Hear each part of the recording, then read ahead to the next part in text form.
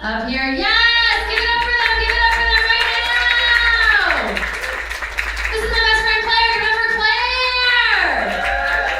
She's so hot! Alright, you guys. That was so wonderful. Did you know it's my birthday? Yeah! Happy birthday! I'm so close to dying, we have to be louder than that, you guys. I only plan on making it to 40. Did you know it's my birthday? Going right now for my best friend in comedy. She makes me say that. She makes me say that. She's a bitch. Give it up right now for Casey Larwood! Keep it going for my best friend comedy edition. Oh my god, you're my favorite. This is an amazing lineup today. I'm so excited to be here. Who here has a job? I'm so excited for you. I don't know how to explain my job. It's okay, you know how they transfer organs from one hospital to another for like emergency transplants and stuff? Well, as you can imagine, there's a lot of safety inspections and legal procedure and paperwork involved with that. Well, my job is I am a waitress at Jimmy Buffett's Margaritaville. Thank you. I'm 28. My daily work routine for the past 3.5 years has been spilling Jimmy Buffett brand tequila and then trying to convince people that it's my first day.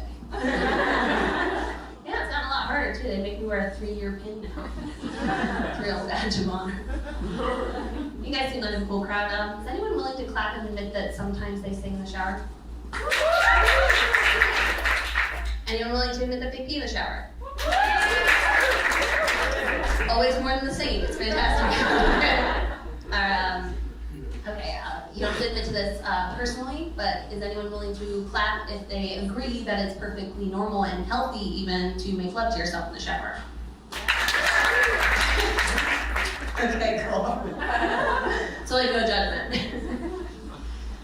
Yeah, you guys are a lot cooler than women in my gym.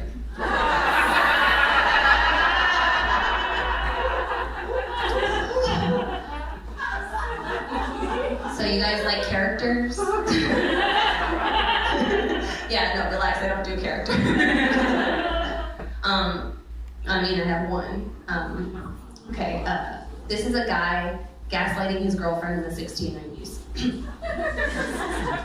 Whoa, bet. Never said I that thou were a witch, alright? Said I that thou were being a witch. That's my one character, thank you so much. I gotta take care of the 1690s, what a weird time in our nation's history. Probably why we don't have more female magicians. You know, it started with one woman saying, oh look, a pebble behind your ear, and the guy was like, why'd you fucking do that? And she said, oh, but I cannot reveal my secrets. And he was like, yeah, magicians code for sure, but like you are of the gentler sex, and I won't be outwitted by you, so you have to tell me how you did that in detail. I will have you try to drown. You know, she probably even tried to explain it. She's like, well, it's not really magic. I prefer the term illusionist. And he was like, oh, you know what? Kill her. I don't care.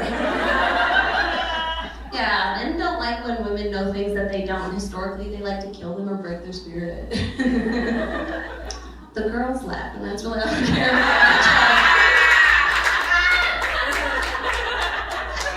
And when I do that joke, there's always like a handful of guys who I'm not going to single out anybody specifically.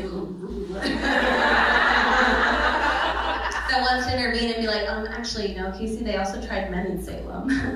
Shut up. Yeah, I'm aware that they tried men in Salem. Look at my face and my wardrobe. I do research on jokes. And yeah, of the 200 reported American trials, there were no more than about 13% male, and most of them weren't executed. They were just the husbands of the women that were being tried and executed because it was historically targeted at women to impede progress because men don't like when women show signs of independent intelligence, and it needed to correct me, kind of proving my point.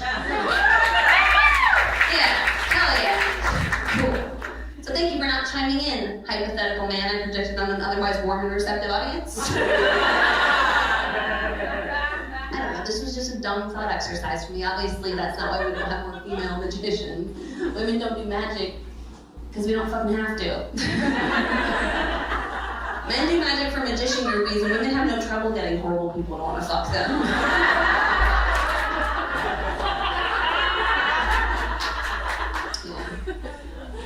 So yeah, I'm gay, which usually is like a fun, special, brave thing about me, but I'm going 5th.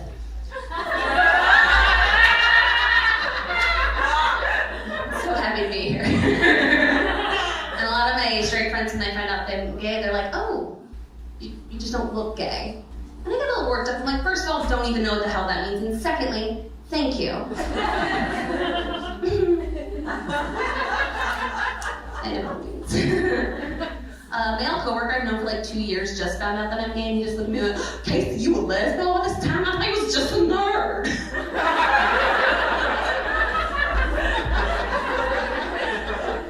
That actually happened like 2 years ago, and it still like itches my organs to talk about it. But it gets like a strong laugh, so it's like, do it for your art, you know? But like dating in person is just fucking blows. Like you go on any given dating website with the tens of thousands of female profiles, you'll find like maybe 15 profiles of like sane, attractive, decent-hearted, emotionally available lesbians. And 5 of those profiles are just me catfishing the other 10, so it's fucking chaos out there. We've had a lot of fun tonight talking about astrology. You ever go on a first date with somebody and the first thing they say to you is, well, I'm a Cancer. Yeah, you realize that they were warning you? Like, not even something cute and stupid, like, well, I was born in July, so I'm moody, but I'm also adventurous. No, she was saying, hey, just so you know, I'm a malignant entity, and a year from now, my presence is also going to make your hair fall clumps. Anyone else here in love? Yeah, cool. It's awesome. I dig it. So I was at the gym recently. Duh. And I get a phone call, and it's Bae. And she obviously wants to talk, and she's calling. So I step outside the gym, and I say, hey, is everything okay? And she goes, yeah, everything's fine. And I'm like, okay, what's wrong? And she goes, I just don't think I can do this anymore. Oh. She had been out of town dealing with family tragedy for a week, and she felt that our relationship was no longer a comfort to her. And I told her I understood, and I thanked her, and I hung up the phone, and I went back into the gym anyway, which I don't recommend. Like, I don't know if you've ever sobbed uncontrollably on a rowing machine before. Everybody treats it like a seizure, like everybody stares and nobody intervenes. And yeah, that is the protocol. Like, the YMCA staff has been trained to handle a very eclectic collection of crazy. And they just saw me that day, and they were like, yeah, on a day that woman just thinks she's in a car. That's why she's blubbering like she has privacy and blasting Nico Case music. Yeah, and some of you get it. Like, you're like, oh, Casey just said Nico Case, so we think she knows music. You're full of shit, Larwood. You cried a Goo Goo Doll's iris like a bitch. And no, I don't. I was actually crying to a podcast about film theory. Because I'm exactly who you think I am. And yeah, that's actually the true anthem of loneliness. Like, you hear 2 film school dropouts talking about reevaluating The Godfather by, like, changing who the protagonist is. You're like, yeah, these pasty dweebs get my solitude. And it just sucks, though, because her main complaint was that she felt like I was never vulnerable or romantic, or that she knew that I cared about her, but I wasn't good at expressing it. And so my brain went into a romantic gesture mode, and I just had this idea. Well, her favorite musician of all time is Prince, and I had this idea of going outside her place and playing an acoustic cover of Purple Rain for her. Yeah, but I just feel like it's a beautiful song that captures the pain of failing to be there for somebody you love, and she just left this gaping hole in my heart, and now I just want to do whatever it takes to ruin Prince for her.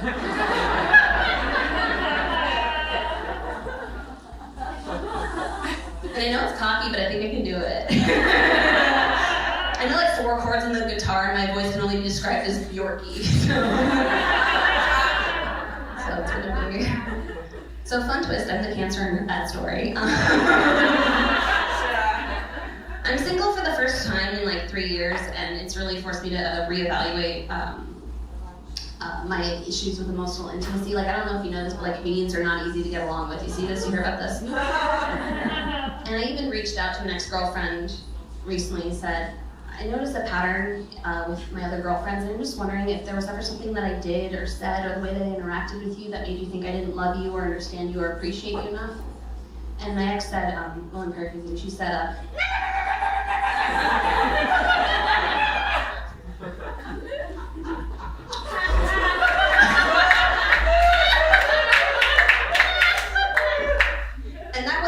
super helpful because all of my exes have said that to me before.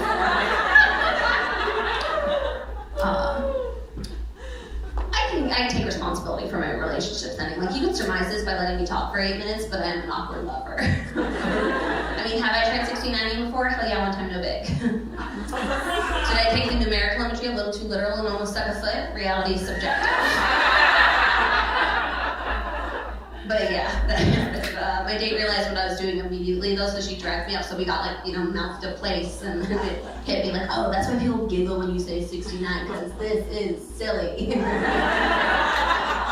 then my date said, hey, what about your asshole? And I was like, what about it? This is already a circus. No,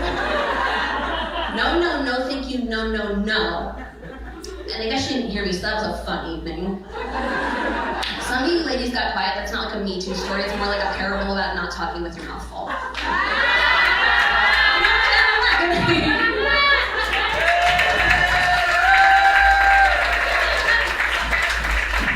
Casey Larwood, everybody!